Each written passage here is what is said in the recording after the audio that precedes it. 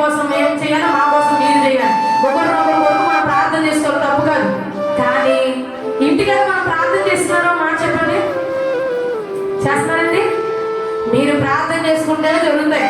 తర్వాత మా ప్రార్థన ఉండదు, నీ ప్రార్థన మా ప్రార్థన. అలా దేవునికి ఇంకా దేవుడు త్వరగా ఆశీర్వాదం దయచేస్తాడు, ఆరోగ్యం దయచేస్తాడు. దేవునికి స్తోత్రం. ఇక మీరే ప్రార్థన చేసేసుకోండి.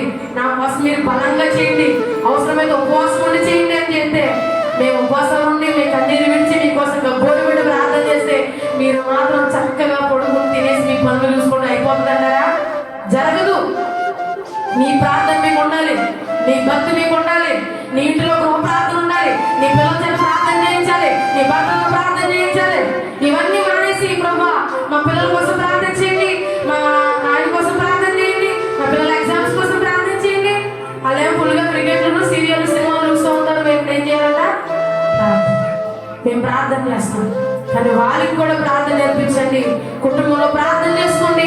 ఖచ్చితంగా కూడా దేవుడు మీ జీవితంలో ఖచ్చితంగా గొప్ప కార్యాలు చేస్తాడు. దేవునికి స్తోత్రం, దేవునికి స్తోత్రం.